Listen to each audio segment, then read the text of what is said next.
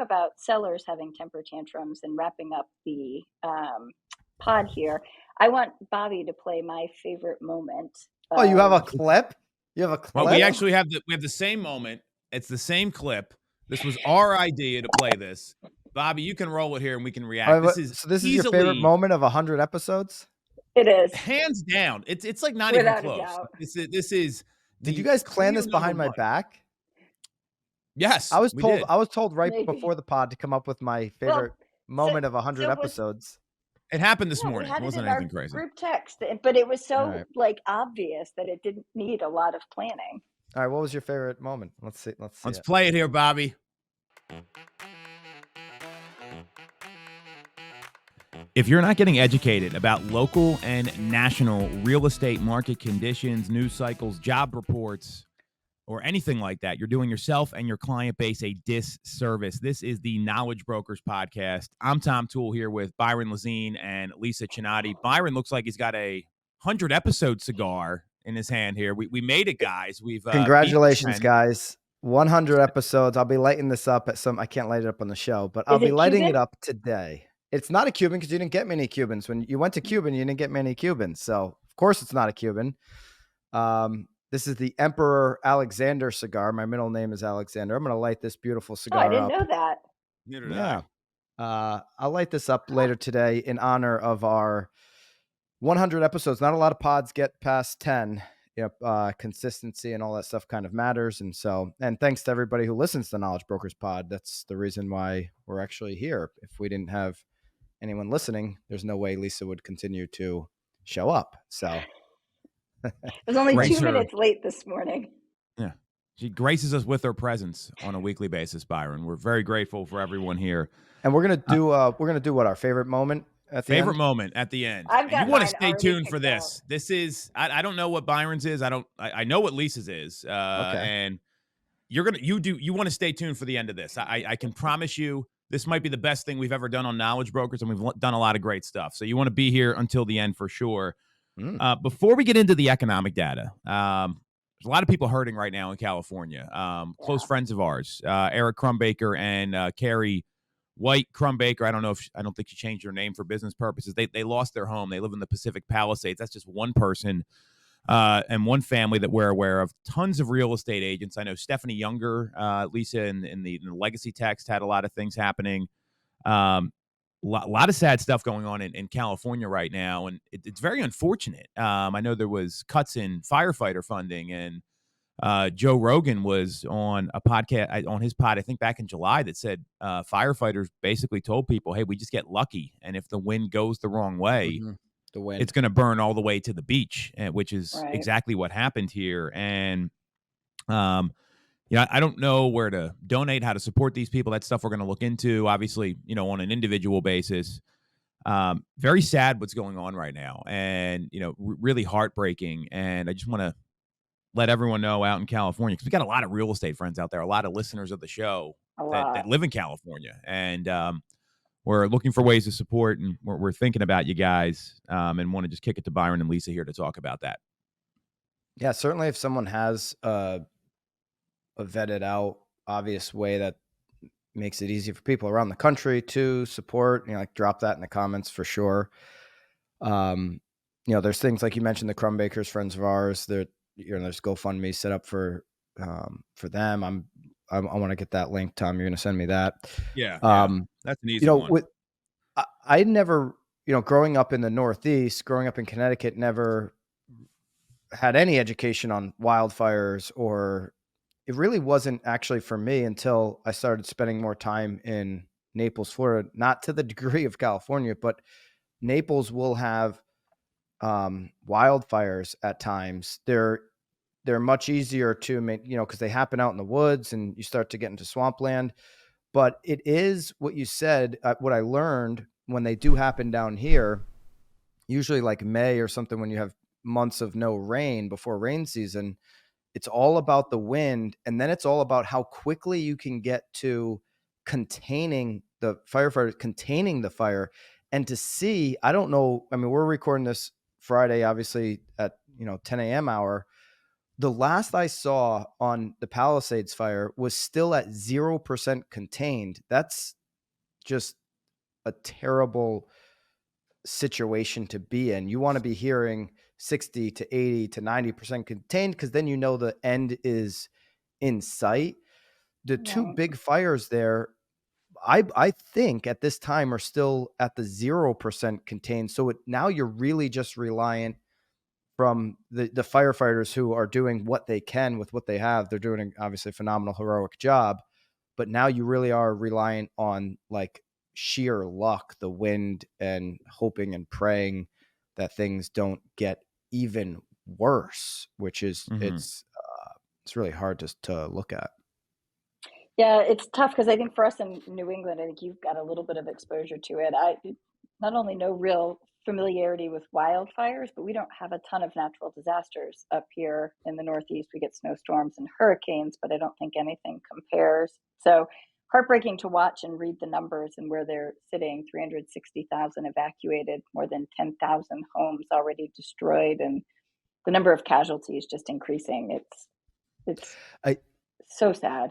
Yeah, I see a lot of real estate agents stepping up. I saw a video from like the Oppenheim group saying, "Hey, we're not taking any commissions. If we get a commission, we're going to give it back for people who need to find a rental." It's you were already dealing with an area that didn't have a ton of inventory. Now trying to, there are homeowners that are saying, "Hey, I own a second home. I'm going to put it up for rent." You got agents, out there trying to do what they can to help match those displaced folks who have lost their home into a potential rental, which is amazing. Like, huge applause to the agent community that's really stepping up for fellow agents who have lost the home, or for fellow residents who are looking for a place. Unfortunately, the long-term impact, 2, 3, 4, 5 years out, there is going to be a real inventory lockup. What happens with the areas that potentially need to be rebuilt? These are a lot of questions that are going to be lingering for a while. And the real estate market already was tight. It's just really, it's sad to even think about. Knowledge Brokers, thanks for joining the pod today. We're going to get you right back to this episode. If you want to help support BAM and join the thousands of agents transforming their business, join the BAMX community. Use Knowledge Brokers, the link down below. Got a little special deal for you. Use Knowledge Brokers, link down below. Now back to the pod. I think I was reading an article, actually maybe like 2 or 3 articles last night, about the insurance issues out in California as well. Underfunded insurance agencies. So, the rebuilding is going to be complicated by so many factors, but then what's going to be exacerbated even more is, think about what's shaking out in Florida and parts of California already, with the difficulty and just astronomical expense associated with insurance policies to, protect these things happen. If you're in a weather prone area, like the place where I'm sitting right now, Naples, Florida, it's going to become even, and certainly California has been dealing with this. It's going to become more expensive from an insurance standpoint, and that has an impact on values. I mean, there's just no way around that. It's part of the cost of home ownership, and it'll negatively impact the values. And the insurance companies basically knew that the conditions were worsening and pulled out, 70 days ago. Obviously, everybody's read those articles. I'm not an expert in what happened there, but they saw something coming, obviously. And well, I think from what I was reading last night, they were saying that for every dollar they collected, they were paying out $1.09 in claims, and so obviously it wasn't sustainable. And there was I don't know if it was state run. I think the anagram for it was Fair Insurance, which opened up, and again, just the underfunding that's going to be available to actually, pay out claims. I think it's going to be really tough to watch as that shakes out, and we're going to see real long-term impacts. I think the other thing that's interesting here is the average price of the homes that was impacted. I think I'm reading. Well, you can never recover what was. We talk a lot about equity with our clients. Yeah. Clients like, "Hey, I'm not selling this place. I've got $500,000 in equity in it. I mean, yeah, on paper, right? Like theoretically, real money. Yeah. I mean, it's not in your bank account. You have that equity. And so, some of these homes were worth millions more than what they were purchased at. I mean, there's some heartbreaking videos out there of some, people have owned their home 40, 50 years talking about they just had their family, their grandkids at this house. Just, a couple of weeks ago for the holidays and all of that. Some of these homes on paper were worth millions more than what purchased. But when you go back and you look at what market value was just a couple of weeks ago, and then what it is now, there's, no matter how good your insurance policy is, everybody, unfortunately, there is taking an uncontrollable hit on what the value of that land is going to be moving forward of, what they're going to be able to recoup. I mean, and that's probably not even on a lot of people's minds that have just lost their home. That's a total other state of grieving that I think unless you've gone through it, you can't even imagine. I know people down here in Florida who have gone through it from hurricanes. Somebody one of my friends I'm going to golf with on Saturday, he still has a place on the water here that he hasn't gone back into in whatever now it's going on two or 3 years, because it's in a building, and now you're dealing with the other residents of what can be fixed from the HOA, what can't be. All these things become this is going to be my point about bringing him up 3 years, not having gone back into that unit. This is going to be a long road ahead. And California, let's face it, you're talking about a lot of regulations. It's not like it's the easiest place to just go and rebuild. Whether they change that moving forward or not, obviously remain to be seen. Yeah, the estimated loss is between $52 and $57 billion. I mean, that's just crushing. And then there's this is not going to be a short process for these people, Byron. You're talking about 2 to 3 years. I mean, probably longer. I'm just saying. Well, but that's my point. Is like, you got to. Let's say insurance does cover you. Let's say you've got the right policies. You're still looking at a very long road. So, the disruption to your family, the disruption to your household, the cost of time dealing with this stuff. This is something that is life altering for so many people, and I don't think a lot of folks understand. It's like, oh, great, you have insurance, and even if you do get paid, which I think is questionable, they revoked like 1,600 policies or something. Before this, there's been 10,000 structure losses. This is going to be a long road for a lot of folks, and it's and just like Eric and Carrie, I got a message from them a couple nights ago. Hey, we got the dogs. That was it. Everything else is gone. I mean, they're married. I mean, you think about. And possessions don't mean a lot. They got the important things, right? But literally, they got their dogs, and that's it. Possessions don't mean. I mean, I'm not attached to possessions, but that doesn't mean that other people aren't attached to possessions. Like, sure, yeah.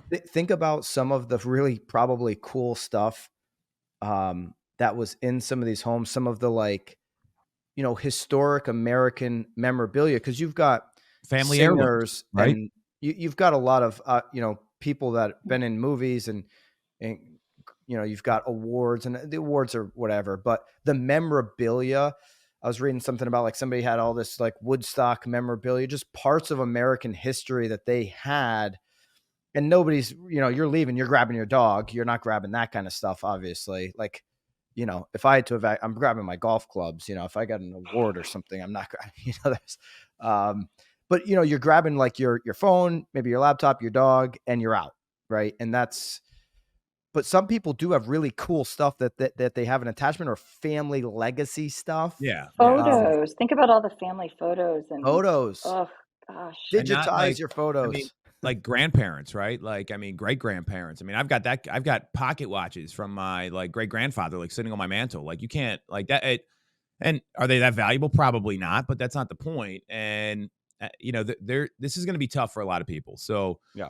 I think what we're going to do is I've been actually talking to Robert Mack while we're on the call here now, because I know he's very. I feel bad even texting Eric and Carrie, to be very honest with you. I mean, it's like they don't need to hear from me. They got a million other things going on, and he's going to see him today. He's going to find out, get a little more information about where to donate. He lives in Orange County, so he's out that way, and we'll try to vet this out so we can put something out to everybody to support the folks out in California with a real donation that the money's going to go directly to the people. I think that's why we're hesitant. Here's what we'll do if by the time this pod goes live this afternoon, if we've identified, a link that is a good link to donate to, we'll put that into the show notes. If not, Bobby will put up a community notes post on the YouTube channel, whenever we find, if we get a link later after it's been, and we'll get that link out to folks if they're interested in checking that out.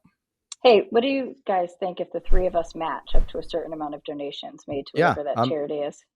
Totally down with that. Sure. Absolutely. We'll talk off the show and come up with a number. We'll put it out there. Yeah. I'm totally. I don't have that Chinatti bankroll like you do, Lisa. So let's come up with the right number. Speaking of bankroll, there's no easy transition here. So jobs report came out today. We're just going to get right into it because we do have an agenda here. So the jobs report, payrolls grew in the U.S. by 256,000 in December, much more than expected. Unemployment fell to 4.1%. That's up. The forecast was 155,000. So you're coming in 101,000 above forecast. Hourly earnings increased 0.3% on the month, which was in line with forecasts. The 12-month gain of 3.9% was slightly below the outlook. We're seeing the market react. The Dow dropped over 500 points. The 10-year is now the highest since April. The 30-year is the highest in 6 months. Stock futures plunged. This is exactly what Skylar Olson was talking about on the show, Byron and Lisa, where it's going to be a bumpy ride. Logan Mohtashami talks about the labor market breaking, which it hasn't. And we're going to get into the indicators in the market here shortly after this. I was shocked how high this report came in. I didn't think it would be 101,000 more. I mean, I do the math. I mean, you're talking about it's like 60% above what the projection was, 66%, something like that. This is going to create an affordability problem. I mean, I think rates are going to spike up. We're going to maybe see. I mean, I'm curious how high you think rates are going to go. Obviously, there's always the reaction, but what's your take on this? This is definitely way higher than what a lot of people expected. So I hate to say it, but I think 7.25 will be seen. Which is the high side of Logan's range. He has the 5.75 to 7.25 of being what that range is. The way I understand it, Tom, is what the average could be. Yes. For so like there's a chance that you have an very extended or all year period of time where you're up over 7 on the 30-year fix, despite the models that we averaged out came in at 6.34. We're on the almost full point higher than that range as we get into now the second week of January. I know we're very early on in this year and the data can change this, but I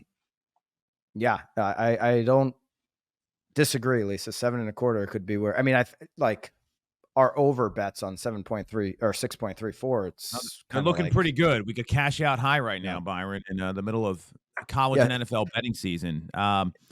So what kind of conversations are you having with clients? Like, how are we, like, I mean, this is happening in real time. Like, this report just came out right before the show. And I'm a big believer that the knowledge brokers, they're going to be getting ahead of this conversation with people, with sellers and buyers, because it's going to affect some people's plans, whether we like it or not. So what kind of strategies are we going to be coaching our folks on this week? Are we going to be using ourselves? I've got a couple in mind here, but I want to hear from you guys so we can let the audience know.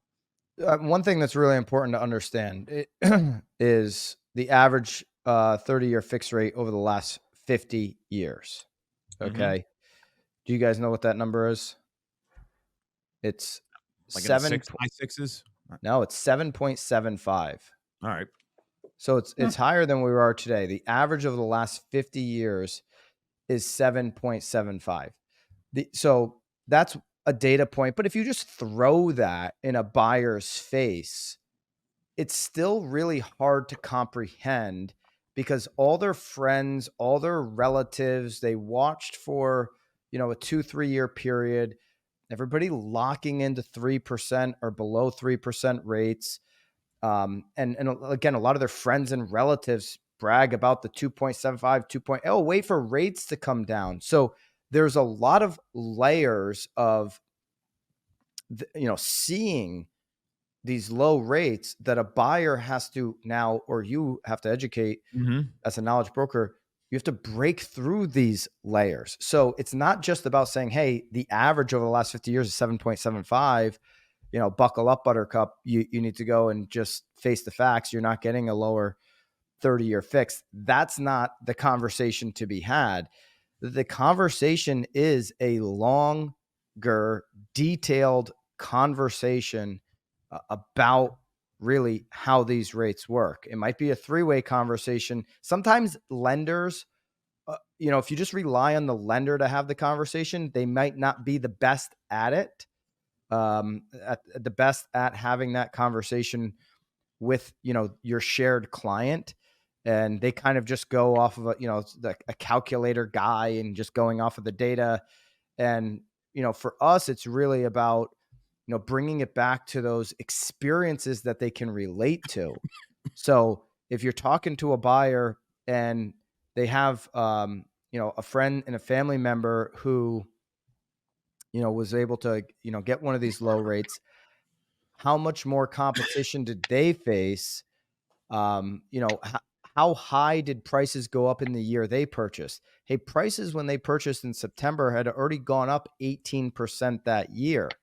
They're projecting this year to only go up 3% or 2%, right? And so you got to talk about long-term values. Tom's dying on us over there. Tom, you all right? Fine. You got to talk about long-term values, how people in those low interest rates are going to be, buying at a 10, 20% increase on home prices, and spend some time there really helping them understand what the realities of today's market is and what the future looks like. Yeah, and I'm kind of having some conversations with our folks about understanding that conversations with lenders for on the buy side is, what are the different programs? Do we need to be in a 30-year fix, right? There are options that aren't a 30-year fix that can get a lower interest rate and make things affordable, more affordable, maybe is the better way to say it, in the short term. And I think that those are super important conversations to have, because I think what the media talks about a lot is the 30-year fix. What we all know, what hopefully most agents know, and certainly what all lenders know, is that that's not the only option, right? And there are other programs that can soften the blow a bit. I think from the seller side, I think, again, a lot of conversations with sellers talking about concessions and what can we do to help buyers with buy downs and that kind of stuff. But also being able to help sellers understand that, it could change affordability in the short term, and we've got to be prepared for those kind of things up front. And making sure that listing agents maybe connect with a lender ahead of time who can offer those programs as part of the marketing for the property so that it's present. And when other less educated agents in our marketplace don't do their job, we're at least stepping up to put the information out, regardless of whether it's our client or not. Well, there's also the strategy of discovery for agents, because Byron, you said this on the pod many times. There's people that are going to transact in this environment. We know that's going to be the case. And more people are transacting over the last few months than the first few months of 24. Pending sales are up the first week in January. Bobby, you can throw the chart right? up here. Yeah, 5.1% nationally. Yeah. And so there's going to be transactions that happen. Now, here's the difference. There's going to be two types of agents that are out there. One is going to be the person that Byron just talked about that's going to say, hey, here's what we're dealing with. Buckle up. You want to go to the third chart there, Bobby. Or there we go. Yeah, that's it. That's perfect. No, so you got the first one. My bad. I've horrible eyesight. So you're seeing that we're trending above 22 and 23 levels, which I'm really excited about. I think that's opportunity. So you got one group that's going to be like, hey, this is what we're dealing with, whether you like it or not. Then there's the other group that's going to be curious. That's going to be focusing on motivation, right? We talk about the D's all the time. You can get rid of that chart for now. And what's going to be important here is asking the right questions, right? You open up, hey, acknowledge, yeah, rates are higher. And maybe, hey, so we know rates are higher. Tell me about what kind of monthly payment that you want, and then incorporate what Lisa's talking about with, I don't know if this would be for you, but there's the opportunity to buy down the rate. You might be eligible for some other programs. Like we have a program in Pennsylvania called PHFA. It's for first-time buyers. The rates are typically a lot lower. You got to have that stuff in your repertoire and understand what the lenders are doing. Then on top of that, it's, hey, where do you want your payment to be? And then, hey, tell me what's important to you about buying a home like this, because there's going to be some people, right? You got 2-3 kids, you're in a 3-bedroom townhome. They're probably going to move and be there for a long time. They're going to be okay with that because it's a comfort thing. You might get someone that's downsizing for a reason, right? Like the motivation is so important right now. And if you're not finding out who's motivated, you're going to be spinning your wheels. And if you're just focusing on, hey, let's get them into a house, let's jam them in, instead of playing the long game and looking at those motivating factors, that's going to be the agents that don't do well this year versus have a great year. We saw that happen last year when we had a very low level of transactions, the lowest since 95. Some agents, we're in all these Facebook groups, they had like their best year ever, right? Others did not, but it's because the approach is different.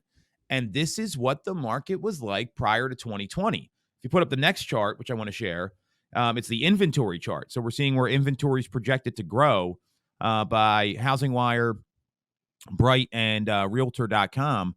The range is 11.7 to 13%. Well, you look at that chart there, what are we approaching? Pre-pandemic inventory levels. So now there's that skill base to, hey, maybe I'm going to make an offer on a home that's been sitting on the market because rates are a little higher. I can get it at a lower acquisition cost. Maybe I'm going to, get we had a home sale contingency accepted last week, right? When was the last time that happened? This is stuff that is going on. Then negotiating the inspections, which is another skill set. We're seeing that the inventory levels are coming up, and certainly it's all regional. You got to look at your local market for sure. There's opportunity here to go do business if you know what to say, how to say it, and get curious and find the people that are going to transact regardless of market conditions because they have a life need. And that's going to be the agents that win in 2025. And for the conversations, going back to the conversations with the buyers, especially if you haven't been in this business a long period of time, just be a student of the market and have stories. Whether say you're brand new and you just have to like interview the agents in your office who have been in business a long time and use those stories as, examples in the market of people who bought a home in that community that the buyer is looking at on a certain year and how much home price appreciation growth they've had by the time they decided to sell. Because when you wait to buy a house, these homes are going to get more expensive. If you're waiting 2 years for the rates or some crisis-like event to come down, the home gets more expensive. And when the rate comes down, even more competition comes in, which continues to push that price up. And there's 50 years of evidence that these rates relatively, are where they are at the median right now. And there's 50 years of evidence that outside of a great mortgage financial crisis, which means not too many people are getting a loan anyways in that scenario, home prices go up and to the right every single year. And, the more you can get actual examples in your market of, this person bought in 2019, this person bought in 2021 when everybody said home prices were too high. Look at the value of their house now. That will start to resonate with a buyer who's getting bad advice from their cousin or their best friend who's like, just wait till you get a 2.9 like me. Well, you're going to be renting or in the home that you don't want to be in for a very long time if you're taking that advice. I think the other thing, there was another chart that Tom shared this morning from Resi Club, the interest rate on outstanding mortgages. And that was one that I shared in our company Slack this morning. I don't know if either, I know Tom, since you shared it, you paid attention to it, but I think one of the things that stuck out to me is looking at, if we found that same chart from, say, this time in 2022, and looking at it now, 17.2% of homeowners have an interest rate greater than 6%. I think it was in the single digits back then. Yeah, it's grown. Yeah, for sure. Right. Yeah. And so it's interesting because while rates are high and they are higher than they've been for 6 months, no doubt, the interesting thing is that, and I've been saying this for a while, there are some homeowners who are likely to transact or move and still kind of take advantage of things because the rates are kind of a normal delta between their existing rate and a new rate. But the other side of it is to remember what's changed in 2 years. Like I remember June 2022 when interest rates first crested 5% and the gasps that were happening. I was at a Tom Ferry conference when that happened, and it was like breaking news, and oh my gosh, like the sky is falling, Chicken Little bit, right? And to look at it now and see that we moved from single digits, like sub 5 if my memory is correct, to 17.2. It's more than tripled. Like that's, people still transact, they still need housing, right? So that was a super impactful one for me. And from 22 to today, I just got off a conversation on our local radio show, had our lender on, and he's like, a lot of people, there's not that sticker shock now with a lot of the buyers that he's talking to. And I said, you're right, with serious buyers or buyers who have been looking for a long period of time. But there is still this conversation that we had with new buyers entering the game. They get that initial sticker shock of didn't, want to buy a house, didn't realize, and so-and-so's got this rate. Maybe I'm just not going to even dip my toe in and go go through the process. I'm going to continue to wait, and then those, people unfortunately end up in a situation where they kind of get turned off on the idea of home ownership because they feel like it's never going to work out for them. Yeah. If somebody's not pulling them in and saying like, hey, totally you don't need to buy right now, but having the education on what that'll look like for your future. We talk about the wealth gap between homeowners and renters and all of that. It's huge. It's something important to be able to make the right decision. You know what, you said that, and like the thing that jumps to mind is that I think one of the opportunities, and timing wise it works out well, is really going deep on some homebuyer seminars in your local community and being able to get that knowledge out, because I don't think it's out there quite enough. No, it's not. Well, that's where, a knowledge broker or someone serious about their business, they really got to commit to high volume conversations, because there's so much bad information out there. I mean, we had a seller that, we're looking at maybe having to adjust the price on their home, right? So the neighbor comes down the street and says, oh, you should raise the price, right? And then they call our team and tell us that. And luckily, our agent said, hey, what do I say to this, right? But ridiculous, right? And so the agent, Sarah, you guys know Sarah, she's on the radio show with me. She goes, hey, great. Are they going to offer you that number? Because otherwise, it doesn't really mean anything. Like, that's how you got to talk to people in this market. Like, hey, are they writing a check for it? She said it a little nicer, but you've got to be frank. And there's a nice way to do that. And, this is the challenge with agents. They don't know how to deliver with empathy. They don't know how to ask questions, like the tonality, the script practice. It's so critical right now, probably more than ever, because in 2021, 22, the market, people were transacting because they were transacting. So when you're talking to a seller about these prices right now, say you're listed at, I don't want to use your particular example, Tom, but I'll just say you're listed at. I'm not giving you any more info. So I got you. Say that the home is listed at $550,000 and, you're really trying to work on $499 as a price reduction. Maybe the seller comes to you in this example, like, maybe we should go up to $500,000. The direct question is, would you take an offer with your terms at $480,000 today? I mean, if the answer is yes, then what are we even talking about? Does $600,000 get us closer to driving that type of activity, or does $499 or $525? And, break down the terms, put them in a position where you're painting the picture in front of them. A $480,000 offer with a buyer who's coming in cash or extremely great credit, is doing limited inspections, has a period of 5 weeks to close. Is that an offer that we're accepting? Yes or no? Okay. Well, and that's where you got to know the market, Byron, because like in our market, homes are selling for 100.6% of the asking price. So you got to have that data to show them that, hey, this is where homes are selling for. And then you can use that right in your conversation. Keep going, but that's an important well, part. if they're selling for 106%, okay, so now you'd accept 480, okay? And we want to stay as close to that number. 499 probably puts us at 506, 507,000 based on the market, but we got to get closer to where the market's going to respond to it. Well, and this is that price adjustment conversation. It's going to throw a lot of agents for a loop in 2025. Many of them haven't had to have price adjustments on their listings. I mean, think about some of the agents on with our organizations. Like, oh, a listing's a guaranteed sale. Well, I don't know about that. And you've got to manage these folks, and you've also got to share the data and just and find who's motivated. I cannot stress this enough. When you look at that chart that Lisa just showed, the people that are moving are the motivated folks. And if you're trying to get someone unmotivated into a buy or sell situation, it's got to be like the ideal price and the ideal terms and a deal they can't pass up. Well, that's not the market we're in right now. And even though we're seeing activities up, we're seeing mortgage rates are up, it's all about who's going to be motivated, how many motivated people can I talk to, and can I move them through the funnel and know it's going to take 90 to 120 days.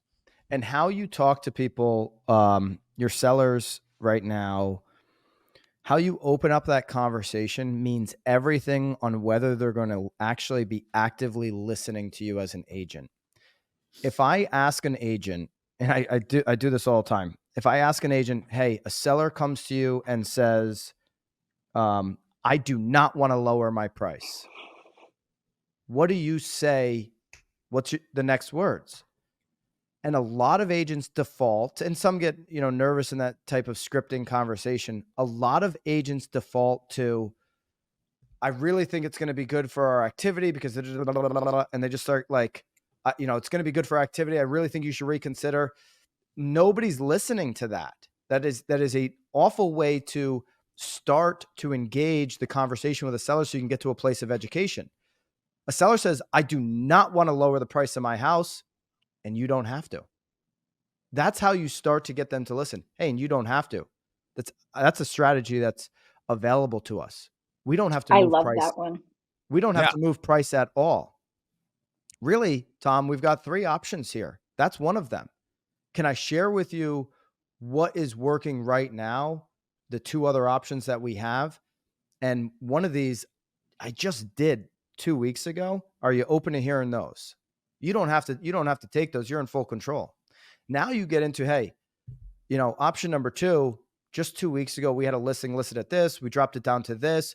We were able to generate these 2 offers.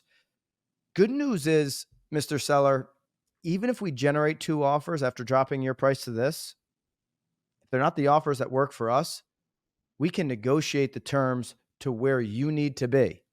We can just come back to those buyers. We're not accepting the offer until we get here. Hey, but you just lowered the price to this, and now I'm offering that.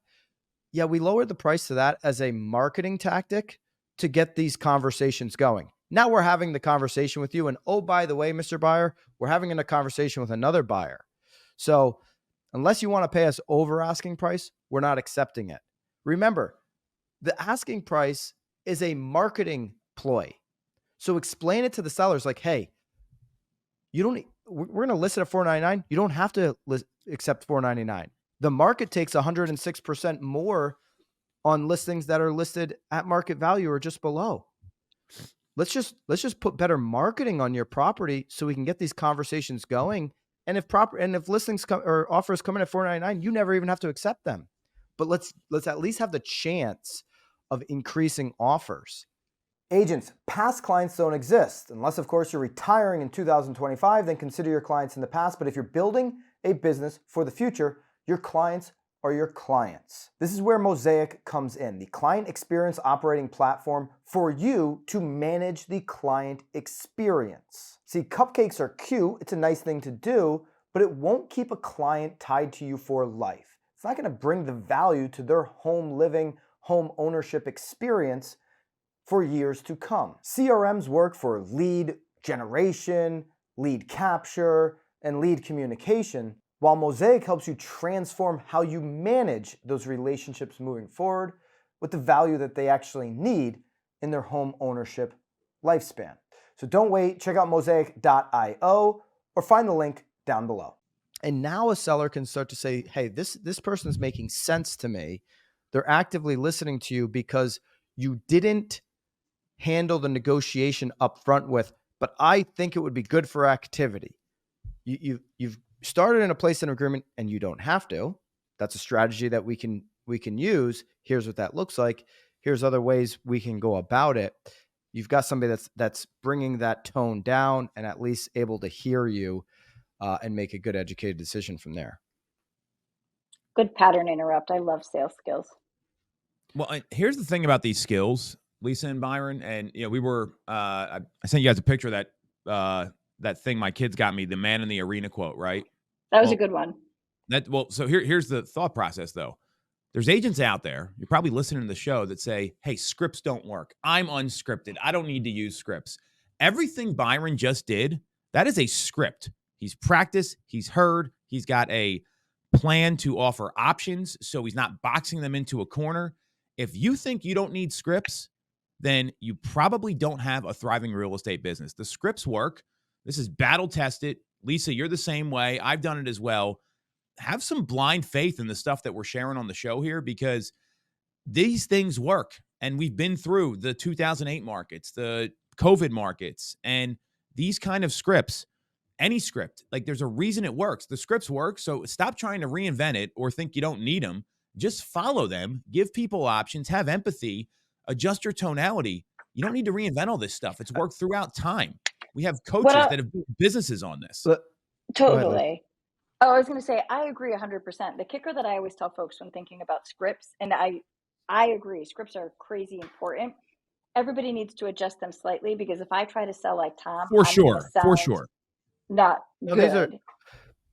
These are frameworks, the scripts. Right. They're questions, a series of questions. The framing around how you get into agreement, there's not a magic script, but combating an objection with no, you got to do this, and not giving optionality never works. Correct. Okay. Like Lisa or Tom, whoever wants to jump in. What's the common agent response you've heard when an agent says to a consumer, we should do an open house? Or, when the consumer says, no, I don't want the open house, or maybe an email came out from a transaction coordinator saying, hey, are you doing an open house this weekend? And the seller calls the agent and says, I told you, I don't want any open houses. I was very clear. No open houses. The agent's been asking for an open house and they're not as fired up as the example I just gave. The seller's like, maybe you're 2-3 weeks in, the agent's like, I'm trying to find activity. Let's do an open house. And the seller's like, hey, I already told you I don't want to do an open house. What is the agent's most likely response to that? Lisa, why don't you take this one? Well, what do most agents that a lot will just be like, okay. And they get a little bit nervous and they back off and don't accomplish their goal. What I always tell agents when kind of talking about this kind of stuff is and Byron, you'll probably relate more. Tom, I think you're past it, but remember when we had little kids? Like my youngest daughter, I love her dearly. I have little kids. What are you talking about? Not this little. Yours aren't this little anymore. And we would be getting ready to go to preschool. And she would be like, I don't want to wear pants today. And I'd be like, yes. Well, that happens on a regular basis on my house. So okay. And we're going to wear pants. Your options are or you're going to wear clothes. You can wear the red pants, the blue pants, or we can wear a dress with tights. But we're putting something on the bottom half of our body, right? And I think a lot of sales that I'm selling clothing to my children, right? And not that sellers and buyers are 2-year-olds, but it's the same strategy. We have to offer options and help them kind of get to the decision on their own. 100%. Yeah, and I would handle this a little differently but the open house objection. Well, I would ask, I'll give you how I would handle it. But go ahead. All right, so hey, nobody Byron, asked me how I would handle it. You asked. We did, and you started talking about pants with your kids. No, I get whatever. You said, "What would an agent say?" No, I said, "What would?" No, I asked her. I said, "What would the common agent say?" The common agent is either going to say exactly what we said. Okay, they're just going to quit on the education process to the seller because it's made it easy on them. Yes. In that pain, they're running away from the pain, or they're going to make the mistake of doing what I said earlier. Yeah, but I really think, I know you're asking about where the activity is the last 2 or 3 weeks. This is going to bring you more exposure, and they're just going to like vomit all over themselves of, yeah, but I think, yeah, but I think, yeah, but I think, yeah, but I think is not a good way to get a conversation going with a seller. Right. So, Tom, I'll give you how I could handle it, but you can go first if you want. Sure. Well, first of all, don't say I think. I'm a big fan of here's what I know, and then give them some data. So I think that's something, like, if you get anything out of the show, just change the word think to know, with back it up with some data. You're going to do really well. So, hey, Byron, totally get it. Obviously, we want to sell the home here. So, tell me a little bit more about the reasoning behind not having an open house. I don't want people coming in. I'm going to be watching football all weekend. I'm going to be like, and just making taco bean dip, be laying around in my underwear, drinking beers. I might even light up a cig on my couch. I don't want people coming through. Got it. So you don't want to get disturbed. I get it. The Eagles are playing. Totally appreciate that. So just out of curiosity, if we get a showing request, are you going to accept the showing request at the same time? Yeah, definitely. I mean, those are the serious buyers. So, like, I'm joking around. I'm not going to light up a cig on the couch. My wife would kill me. We get a showing. We want to get the serious buyers in. I'll go down to, the wing stop down the road and crush some wings while the showing's going on. No problem. Got it. Perfect. So and so obviously, we want the same thing here. We want to get the home sold. The reason I brought up the open house, and based on the fact that you said you want serious buyers coming through, what we found is that, and some of my past clients have felt the same way you did. They don't want to be bothered. They just want showings by appointment. The open house might get the folks that have been watching the property, and they're not ready to like set an appointment yet. They don't want to go through the pre-qualification process, but they've been watching it and stalking it online. You've seen our online numbers. They're pretty incredible. And what we can do is accommodate the game, right? The game's on at 1:00. We can do something a little earlier. That way you can still do what you want to do on Sunday. I just would hate the forced nature of a scheduled appointment. Yeah, those people are serious, but there's some other people that could be serious too. And they're just not ready to take that step. They don't want to go that far. So if we could get some of those folks in that are qualified, ready to buy, want to be in your neighborhood, would you be open-minded to that sort of strategy so it's very focused? Yeah, that makes sense. Tom, this is exactly where I was going. And great minds. Great. So like it's the story.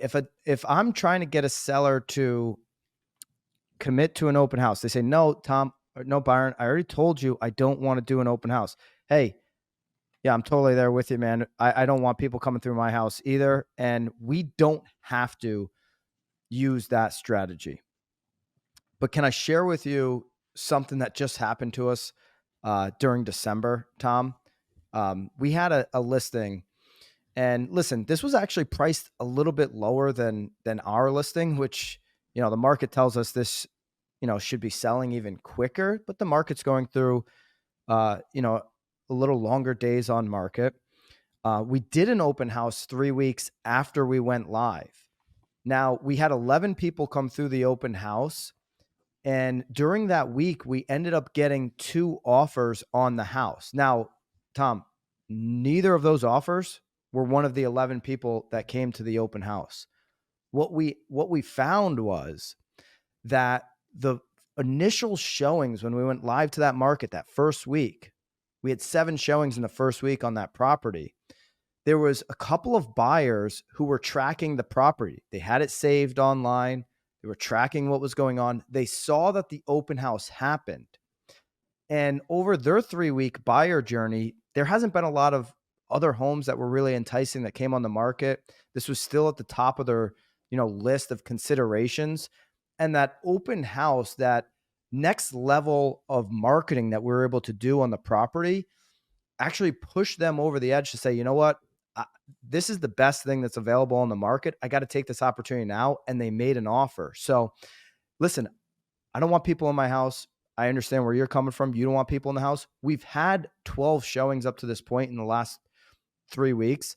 I'm really focused on how I can market a different story to them other than, hey, are you still interested in the property? How about putting some pressure on those 12 who have come through the house and showing them that we've got other people that are coming through the house now. And that might create who's serious, who's not. We had those couple people that gave us feedback that they were serious. Let's find out how serious they are. And boom, and now I can relate to it as a seller because it's like, hey, they're using a strategic, plan on other homes. This could work on mine. And it's not just like, let's get more bodies in the door. That doesn't resonate with a lot of sellers. Sellers want a buyer that's going to make an offer on their property. The story Tom said, the story connects that to them. Well, so this is a great segue, and I'm being cognizant of time because I have a hard stop at 11. Yeah. But as we talk about sellers having temper tantrums and wrapping up the pod here, I want Bobby to play my favorite moment. Oh, you have a clip? You have a clip? Well, we actually have the same moment. It's the same clip. This was our idea to play this. Bobby, you can roll it here and we can react. This is your favorite moment of 100 episodes? It is. Hands down. It's like not even close. This is. Did you guys plan this behind my back? Yes. I was told right before the pod to come up with my favorite moment of 100 episodes. It happened this morning. It wasn't anything crazy. Group text, but it was so obvious that it didn't need a lot of planning. All right, what was your favorite moment? Let's see. Let's play it here, Bobby. Close the week. How busy can the guy be? Dude, what do you want from me, man? I'm not mad at you. I'm just saying you're defending him. He's a big writer. He puts out 2 articles a week. Bam puts out 4 a day, and tweets 10 times a day. How busy can the guy be? We're all selling 6, 7, 800 homes a year. We got a meeting. I got 13 people in a media company. We put out 100 pieces of content or more a week. How busy can this guy be? Busy enough not to be able to come on at 10 a.m. apparently. Unbelievable.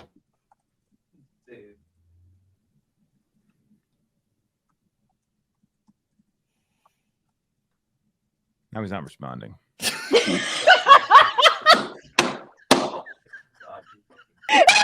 just as good now.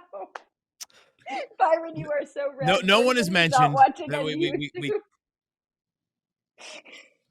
incredible crying. moment. Time to light up the cigar.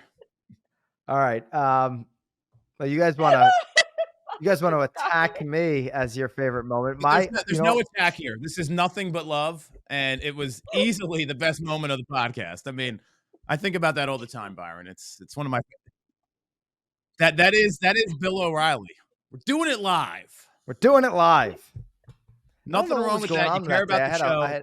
All good. I had some kind of polo under the sports jacket. That was a bad look too. So that made it even worse. My favorite moment is simply when you guys came down to Naples and we did the live pod at BAM camp because we were all together in person. Oh, you're all sentimental. That was a lot of fun. That was a good one. Besides that, any episode that Haley produces when Bobby can't be here, those are also some really fond memories of Knowledge Brokers. Bobby, you have a favorite moment? When we got to Apple's top 100, that was a favorite. Yeah, Apple's top 100 was a big one. That was a big one. I'd like to hear the favorite moments in the comments, right? Like let's see what everyone else thought. I mean, Lisa and I had a good one, but I like the live one. That was pretty cool. I mean, there was a lot of people that showed up. I didn't know what to expect going to BAM camp, and I was surprised pleasantly by the amount of people that showed up and actually cared about the pod. BAM Mania was a little more expected. Some of the live stuff that the three of us are going to do together this year, because I think we've got some good stuff in the works. So yes, Knowledge Brokers fans, the three of us are going to do some smaller. For those that were at the BAM Mania Mastermind, we're going to be doing some stuff that is like that. So it's a little tease for everyone that made it to the end of episode 100. More information coming on that. It's going to be good. It's going to be good. All right, go. Who the Eagles playing this weekend? The Phillies, yeah. Go Birds. That's all we have to say. Who do they play again? Packers. The Green Bay Packers. Go Packers. Go Packers. When we were in New York, we I was getting a lot of Go Birds love before we saw Lisa when Byron, I, and Gersh, whatever. Big Notre Dame fan, by the way. He's got to be feeling good today. Huge Notre Dame fan. Yeah, and we at the multiple bars, we went to Walensky's Grill and then some other place, and a lot of Go Birds going on. So we're ready. We're eagled up here. We're ready to roll. All right. Well, thanks for sticking in for this 100. Are we on for another 100, guys?